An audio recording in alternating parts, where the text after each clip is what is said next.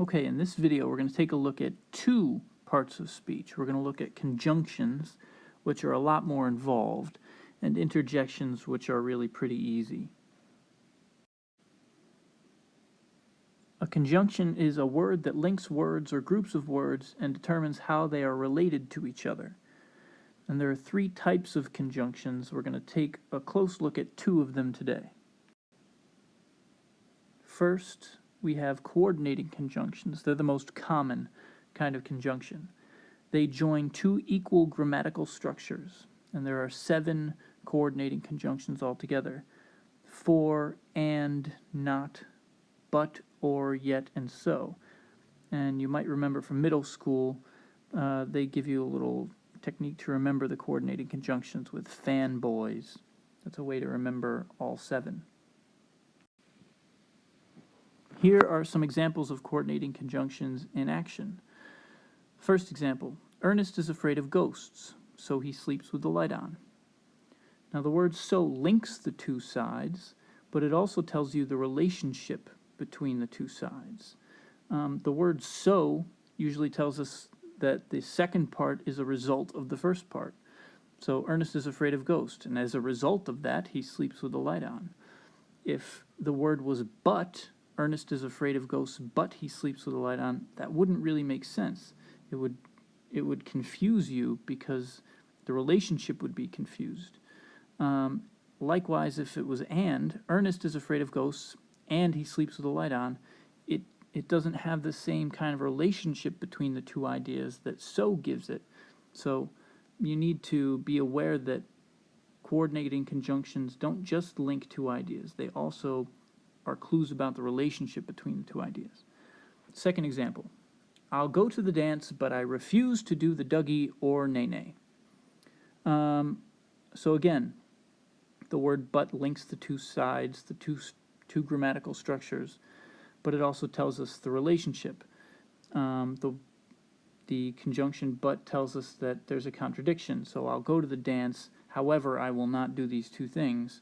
It sort of creates a contradiction. Like, I'll go to the dance, but I'm not going to dance. That's what the word but always does. Last example. My dog likes to fetch and swim. So again, the same fetch and swim are both of the same grammatical weight, the grammatical structure, and the word and links them. Second kind of conjunction is called the correlative conjunction. They are conjunctions used in pairs, and there are 5 pairs. There's either or, neither nor, both and, not only but also, or whether or.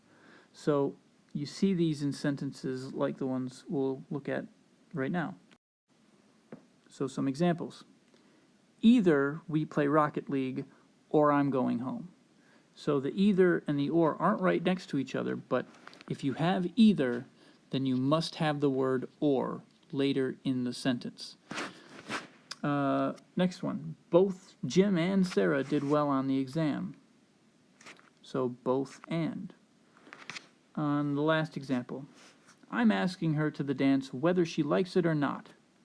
Whether and or. So for these conjunctions, they link ideas, but you must have both. And the last kind of conjunction is a subordinating conjunction. And that's a conjunction used to introduce subordinate clauses. And we'll get into that later when we look at clauses.